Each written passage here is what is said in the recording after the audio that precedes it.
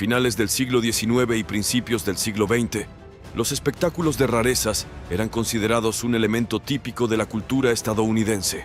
Las exhibiciones eran vistas como un entretenimiento adecuado para la clase media y eran rentables para los empresarios del espectáculo. Únete a nosotros mientras exploramos 20 fenómenos de circo que realmente existieron. Ella Harper. Ella Harper nació en Hendersonville, Tennessee, poco después de la Guerra Civil, con una extraña enfermedad que hacía que sus piernas se doblaran hacia atrás, convirtiéndola en un espectáculo. Prefería caminar a 4 patas en lugar de 2, y esto, combinado con el amor repugnante de Estados Unidos por los fenómenos de las ferias, fue suficiente para convertirla en una atracción de circo. Conocida como la Chica Camello, atraía a miles de miradas. Chuck Harris, un ambicioso empresario del espectáculo, estaba ansioso por tener la lista más diversa de fenómenos posible, y al enterarse de Harper, le ofreció un generoso pago para que se uniera a él. Ella Harper ganaba $200 a la semana como atracción principal en el circo Nickel Plate de Harris, lo que equivale aproximadamente a $5,000 hoy en día. Esto le permitió tener un hogar mientras seguía una carrera lucrativa. Sin embargo, su carrera la humillaba con frecuencia. Además del término despectivo Chica Camello, Harper también fue presentada en el escenario con un verdadero camello, alentando a los espectadores a maravillarse con las similitudes. Harper estaba decidida a renunciar y, finalmente, después de un año de pagos semanales de $200, lo hizo. Las actividades posteriores al circo de Ella Harper son desconocidas, pero se cree que buscó educación y regresó a su hogar nativo inmediatamente después de dejar el circuito de ferias. Eventos trágicos parecían seguirle, ya que su padre murió en un incendio en 1890, y el hermano de Harper, Willie, falleció aproximadamente 5 años después.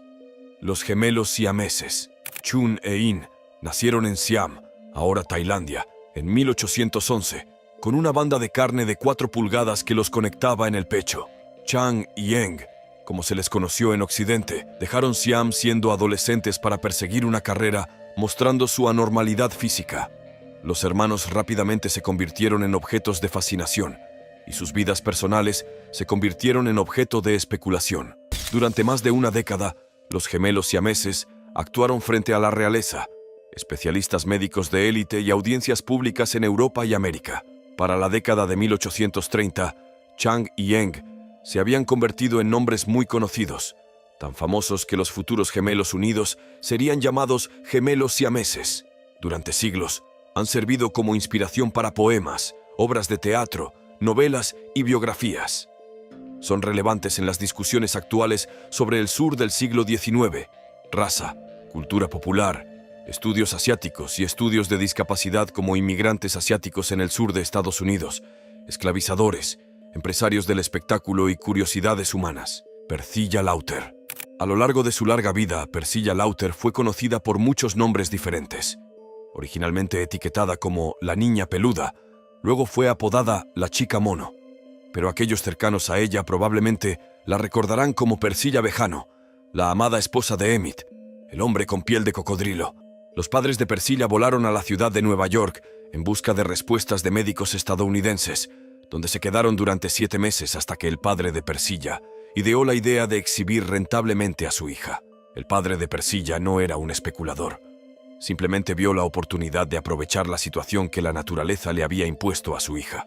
Sin embargo, su comprensión deficiente del inglés y los negocios dificultó la promoción de Persilla, así que buscó ayuda del empresario Carl L. Lauter. Lauter se sintió ofendido de que el público se refiriera a Persilla como una chica mono y contraatacó enojado contra cualquiera que la llamara fenómeno. Pero el título de chica mono persistió, y Lauter cedió y comenzó a emparejar abiertamente a Persilla con un mono entrenado llamado Josephine. Sin embargo, debido a que las dos atracciones se yuxtapusieron, él pudo haber tenido la última risa. Persilla saludaba dulce y entusiastamente a los visitantes de su exhibición, pero Josephine fumaba y escupía groseramente. Persilla falleció mientras dormía en febrero de 2001. Schlitzie Surtees. Schlitzie fue un destacado artista de ferias y espectáculos que apareció en casi todos los circos importantes del siglo XX. Nació con una condición conocida como microcefalia en 1901. Este trastorno resulta en un cerebro, cráneo y cabeza pequeños, así como un cuerpo subdesarrollado. Schlitzie, cuyo nombre real podría haber sido Simon Metz, fue criado en hogares de acogida antes de unirse al circo. Solo podía comunicarse en frases y oraciones cortas, ya que tenía la capacidad mental de un niño de 3 o 4 años. Pero también tuvo que lidiar con audiencias burlonas que lo llamaban fenómeno, cretino y imbécil. Obtuvo un gran avance en 1932, cuando fue seleccionado para la película Freaks. Aunque la película fue criticada, lo elevó momentáneamente a la fama. Sin embargo, su breve estatus de celebridad no pudo salvarlo de la brutal realidad de la vida circense. Aunque el entrenador de chimpancés George Surtees lo acogió y cuidó como a un hijo, Surtees murió poco después. Frances O'Connor, quien nació sin brazos, aprendió a comer, beber, escribir y coser exclusivamente con sus pies, todo por sí misma. Se unió a los hermanos Ringling a los 15 años mientras vivía en Sheridan, con su madre como su manager. Aunque el circo Ringling Brothers era el más grande, O'Connor comenzó en el escenario en Wyoming, primero con el circo Barnes y luego con los circos Sells Floto y Colt Brothers, donde la promocionaron como la Venus de Milo Viva. El acto de O'Connor consistía principalmente en realizar actividades que el público daba por sentado, como beber vino o cerveza, comer un bistec o escribir una carta. Si tenías suerte, podrías verla sostener y apuntar una pistola con los pies mientras disparaba con los dedos de los pies. Y por supuesto, encendía un cigarrillo y daba algunas caladas. Frances Bell O'Connor finalmente se retiró, eligiendo no casarse, asumiendo que era demasiado mayor para hacerlo. Murió en Long Beach, California, en 1982, a los 67 años.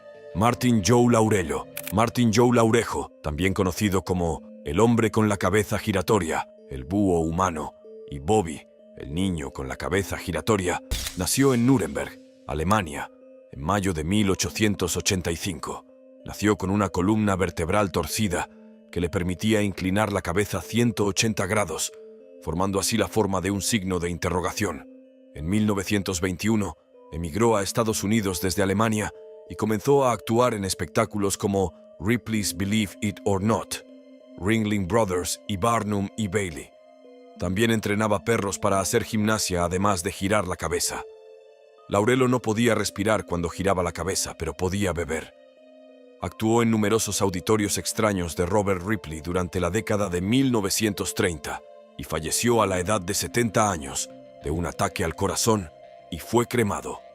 Sarah Hubolt es una destacada artista de circo y teatro físico a nivel mundial que se especializa en aéreos, acrobacias y hula hoops. Compitió en natación en los Juegos Paralímpicos de Sydney 2000.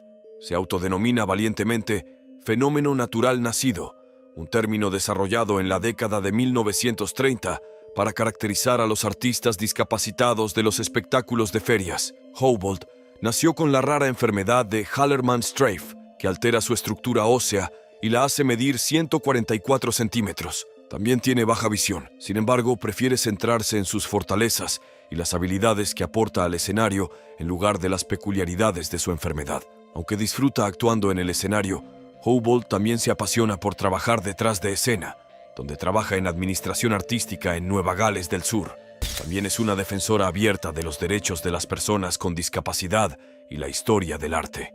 Disfruta de relacionarse con la comunidad de ferias en parte porque tiene la intención de combatir conceptos erróneos y connotaciones negativas asociadas con el término fenómeno y la industria de las ferias. Lalo Ramparsad, originario de Ovonin, Oud, nació con un gemelo parásito que sobresalía de su pecho. El hermano, a veces vestido como una hermana, tenía brazos, piernas y un pene funcional. Todo lo que necesitaba era su propia cabeza. A pesar de ser musulmán, fue promocionado como el feliz hindú saludable en ferias y espectáculos.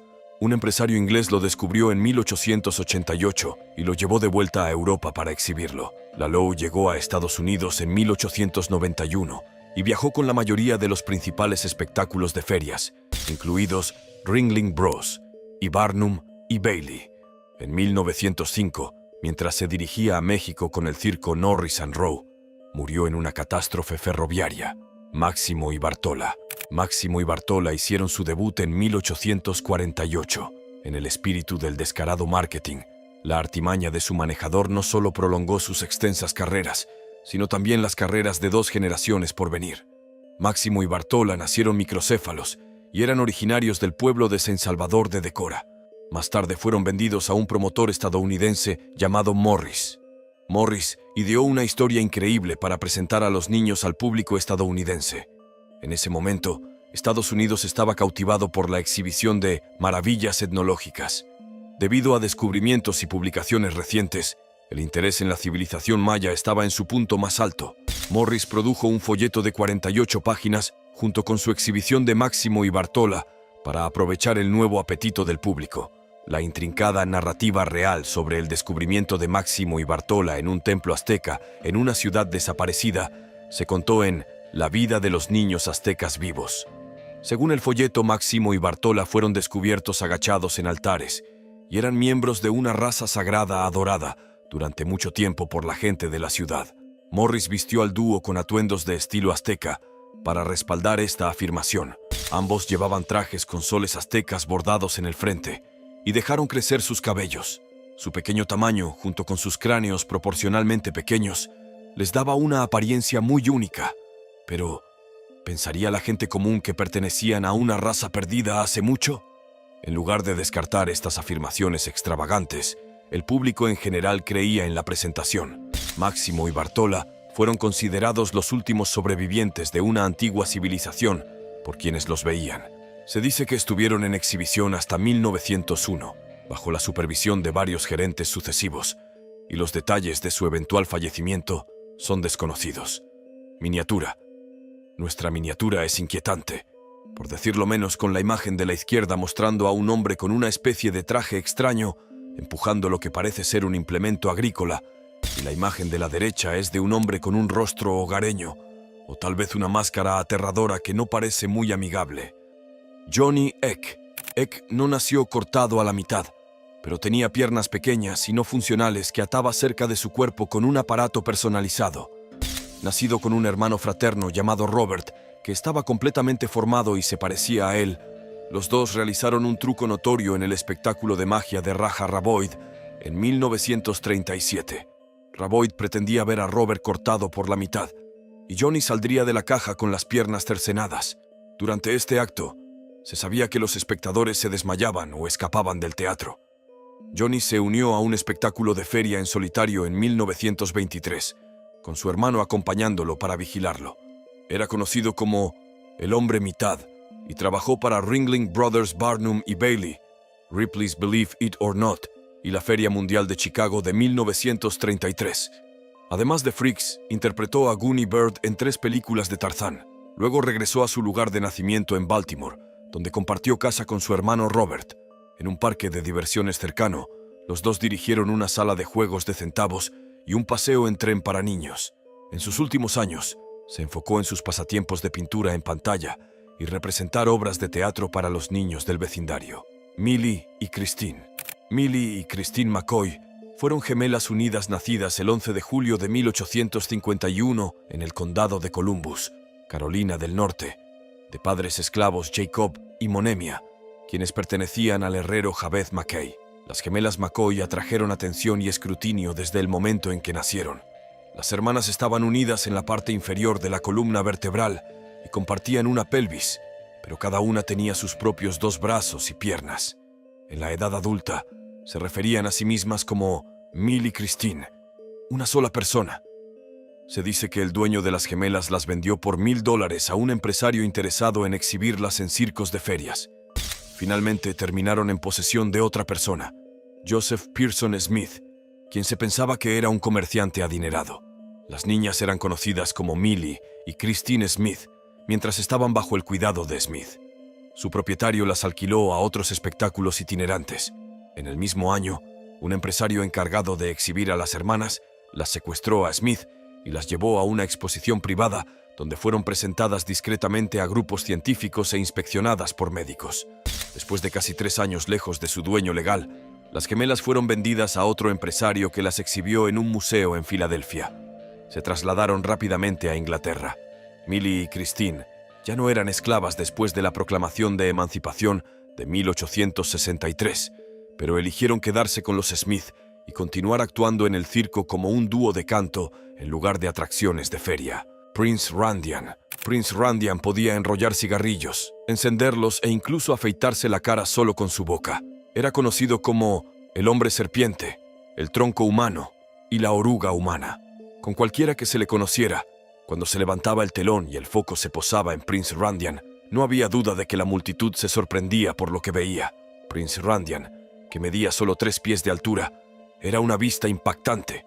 Sus brazos eran simplemente muñones que se detenían en sus hombros, y sus piernas eran prácticamente inexistentes. Se parecía más a una oruga que a un hombre en su traje a rayas rojas y blancas de una sola pieza. P.T. Barnum, su empleador de espectáculos, se aprovechó de esto. A lo largo de su carrera en espectáculos, se movía por el escenario y realizaba trucos solo con su boca. Randian murió de un ataque al corazón el 19 de diciembre de 1934, apenas horas después de dar su última actuación después de más de 40 años de presentaciones. Jonathan R. Bass, el hombre oseificado. Jonathan R. Bass pertenecía a la subrama de hombres osificados de personas exhibidas. Tenía reumatismo desde la infancia, pero logró trabajar en la granja familiar en el norte del estado de Nueva York durante la mayor parte de su vida hasta los 57 años, cuando su cuerpo se congeló por completo y las cataratas le quitaron la vista. Con la mayoría de sus familiares que lo cuidaban ya fallecidos, decidió exhibirse en museos de 10 centavos y espectáculos de ferias. La gente viajaba desde todo el país para ver su forma congelada y demacrada, que normalmente estaba apuntalada y atada a una tabla. Pesaba solo 75 libras debido a su dieta líquida. Soportó 5 años de esto, aparentemente con notable buen humor, hasta que falleció de neumonía en 1892. Edward Mordrake. Edward Mordrake era un joven, brillante y atractivo aristócrata inglés que también era un pianista talentoso. Con todas sus maravillosas bendiciones, sin embargo, vino una horrible maldición. Mordrake tenía un segundo rostro terrible en la parte posterior de su cráneo, además de su hermoso rostro normal. El segundo rostro fue descrito como encantador como un sueño y horrible como el diablo. Esta extraña faz poseía una inteligencia de un tipo maligno. Cuando Mordrake lloraba, el otro rostro sonreía y se burlaba. Mordrake estaba atormentado por su gemelo diabólico, que lo mantenía despierto por la noche susurrándole cosas que solo se mencionan en el infierno. El joven aristócrata finalmente enloqueció y se internó a la edad de 23 años, dejando atrás un mensaje pidiendo que el rostro demoníaco fuera removido después de su muerte. La noticia del hombre con 2 rostros viajó rápidamente por América. El público exigía más información sobre Mordrake, e incluso los especialistas médicos abordaron la historia sin reservas. La historia de Mordrake fue publicada en el libro Anomalías y Curiosidades de la Medicina, escrito por médicos estadounidenses. Aunque los médicos eran oftalmólogos respetables con excelentes prácticas, fueron bastante crédulos en este caso porque, como resultó, la historia de Edward Mordrake era un engaño. Incluso las historias más extravagantes tienen un grano de verdad en ellas. La enfermedad médica conocida como duplicación craneofacial puede duplicar las características faciales de un embrión debido a la expresión anormal de proteínas. La historia de Edward Mordrake sigue sorprendiendo y engañando a la gente hoy en día. Aunque el hombre nunca existió, la historia se ha convertido en una leyenda urbana que seguramente seguirá levantando cejas durante muchos años más.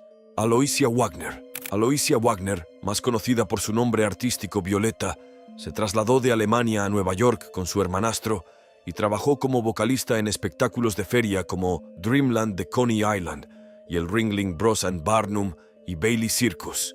Se desplazaba saltando de un lugar a otro en la parte inferior de su torso y era capaz de manipular objetos con la boca lo suficiente como para peinarse, vestirse, enhebrar una aguja y coser. Violeta estaba casada y llevaba su anillo de bodas alrededor de su cuello en un collar de oro. El atractivo abrumador y la belleza de Violeta, así como las complejidades de su manera bastante única de presentarse, se detallan en una excelente reseña de su espectáculo escrita en 1940. Solo es un torso hermoso, sin brazos ni piernas, ni siquiera rudimentos de extremidades. Excepto por la ausencia de extremidades típicas, no hay indicio de deformidad en el elegante tronco, que podría competir con cualquier reina de la belleza o Venus nacional. De hecho, su presentación habitual, sin exageración, es la hermosa Venus sin brazos y piernas. Violeta murió en 1940. General Tom Thumb. En 1838 nació Charles Sherwood Stratton. Cuando tenía 6 meses, dejó de crecer. En 1847 comenzó a crecer nuevamente, aunque lentamente. Stratton había alcanzado una altura de 2 pies y 8.5 pulgadas para su 18º cumpleaños. A la edad de 5 años, comenzó a recorrer con P.T. Barnum como el General Tom Thumb, ganando fama y dinero que posteriormente le permitieron llevar un estilo de vida suntuoso y tener una relación comercial con Barnum. Tom Thumb murió de un derrame cerebral en 1883, a la edad de 45 años, 6 meses después de escapar milagrosamente de un terrible incendio en el Hotel New Hall de Milwaukee, que mató a 71 personas. Tenía 3.35 pies de altura y pesaba 71 libras en su punto máximo. Jack Earl. Jack Earl, nacido en 1906, medía 6 pies de altura antes de cumplir los 10 años. Tenía casi 7 pies de altura a la edad de 13 años. Su altura madura real es desconocida. Sin embargo, las estimaciones varían de 7 pies, 7 pulgadas a 8 pies, 6 pulgadas. Era tan alto porque sufría de un trastorno conocido como gigantismo acromegálico. Y aunque su altura podría ser útil en algunas situaciones, también podría ser perjudicial en otras. Earl era un actor de Hollywood que apareció en películas como Hansel y Gretel y Jack y las habichuelas mágicas antes de sufrir graves lesiones en una caída desde un andamio y retirarse de la industria. Poco después de su accidente, el Ringling Bros. Barnum y Bailey Circus se enteró de él. El espectáculo visitó la ciudad con Jim Tarver como su actual gigante en gira. Earl era significativamente más alto que Tarver y, sintiendo una oportunidad, Ringling Bros. Le ofreció un contrato de 1 año con el circo. Earl había declarado anteriormente que nunca participaría en un espectáculo de fenómenos, pero necesitaba trabajo, así que aceptó firmar el contrato a regañadientes. Sin embargo, en su primer día, se sintió aliviado cuando un enano llamado Harry Doll dijo que había más fenómenos en la multitud que en el espectáculo secundario. Su carrera en Ringling Bros. Comenzó con el pequeño de 2 pies 2 pulgadas de altura, Major Mite.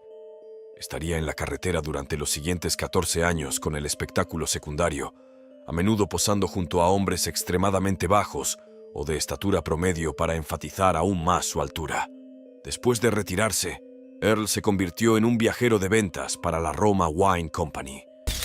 Murió de insuficiencia renal en 1952 a la edad de 46 años. George y Willie Muse. George y Willie Muse, nacidos negro y albino, fueron secuestrados de su vecindario de aparceros en 1899. George tenía solo 6 años y Willie tenía solo 9 cuando fueron secuestrados de su hogar en Roanoke, Virginia, y un cazador de fenómenos llamado James Herman Candy Shelton estaba a punto de llevarlos al circo. A George y Willie se les ordenó actuar en espectáculos secundarios como Los Hombres de Marte y muchos otros apodos degradantes, después de que se les obligara a dejarse crecer el cabello en rastas y resaltar sus características. A pesar de su popularidad, los hermanos solo recibían necesidades mínimas a cambio y no se les permitía quedarse con sus ganancias, aunque sus empleadores blancos se beneficiaban enormemente de su humillación.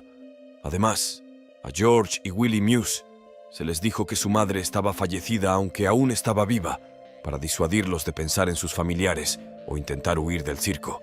Mientras tanto, su madre, Harriet Muse, trabajaba febrilmente para liberarlos. Se enfrentó a una difícil batalla para lograrlo, especialmente dada la cultura extremadamente racista de la época y el hecho de que muchas autoridades no tomaban en serio sus quejas sobre el circo. Milagrosamente, los liberó asistiendo a una actuación ella misma en 1927. Los hermanos, que tenían mediados de los 30 en ese momento, rápidamente vieron a su madre en la multitud. Pronto se reunieron y se les dio permiso para regresar a casa con sus familias. Eventualmente firmaron un nuevo contrato con mejores condiciones y pudieron enviar dinero a sus familias. A mediados de la década de 1950, los hermanos se retiraron y pasaron sus últimos años contando historias sobre sus experiencias traumáticas. George Muse murió de insuficiencia cardíaca en 1972 y Willie vivió hasta 2001, cuando falleció a la edad de 108 años. Julia Pastrana. Julia Pastrana subió al escenario del Gothic Hall de Broadway en Manhattan en diciembre de 1854. Pastrana, vestida de carmesí, cautivó a la audiencia cantando y bailando. Los niños pagaban 15 centavos y los adultos $0,25 para ver a la dama babuino. George C.D. Odell, el cronista teatral del espectáculo, describió a Pastrana como un maravilloso ser semihumano y una mezcla entre mujer y orangután. Observó que ella, o eso, era inteligente, tenía una hermosa voz y podía hablar 3 idiomas. Julia Pastrana, anunciada como el eslabón perdido entre el mono y el hombre, fue examinada por varios médicos quienes emitieron certificados que se publicaron donde quiera que Pastrana fuera de gira, afirmando que no era una mujer en absoluto, sino más bien una nueva especie de híbrido entre humano y simio. La muerte de Pastrana no la liberó del escrutinio público. Su cuerpo fue exhibido por toda Europa durante décadas antes de ser finalmente almacenado en Noruega. La narrativa de Pastrana, sin embargo, nunca fue olvidada. Frank Lentini, el hombre de 3 piernas. Francesco Lentini nació en Rosolino, Italia, el 18 de mayo de 1881, en una familia con otros 12 hijos, con una tercera pierna completa que se extendía desde el lado derecho de su cuerpo. Se trasladó a Estados Unidos a los 8 años, donde luego apareció como el Gran Lentini en varios espectáculos secundarios de circo y carnaval, incluyendo P.T. Barnum, Ringling Brothers y el espectáculo del salvaje oeste de Buffalo Bill. Cuando las deformidades y desfiguraciones empezaron a considerarse objetos de atención y disfrute público durante las ferias de verano en Inglaterra, actos de entretenimiento como el Gran Lentini se volvieron populares. A pesar de la falta de convencionalidad de su trabajo, la vida de Frank Lentini es una histórica historia de éxito de inmigrantes. La mayoría de las personas pasan por la vida temiendo tener un encuentro traumático, pero los fenómenos nacen traumatizados y ya han pasado su prueba de vida. Según Diane Arbus, son aristócratas. Es triste ver cómo estos promotores de circo se lucraban a expensas de estas personas discapacitadas. Por otro lado, muchos de estos individuos no podían trabajar y el circo les proporcionaba un excelente salario. ¿Cuál fue tu favorito? Cuéntanos en los comentarios a continuación. Bueno, eso es todo por ahora. Si disfrutaste de este video, por favor danos un like y déjanos saber en los comentarios qué piensas. Mira nuestros otros videos y suscríbete para formar parte de la diversión. Haz clic en el icono de notificación para ver nuestros nuevos videos tan pronto como se suban. Gracias por ver y nos vemos la próxima vez.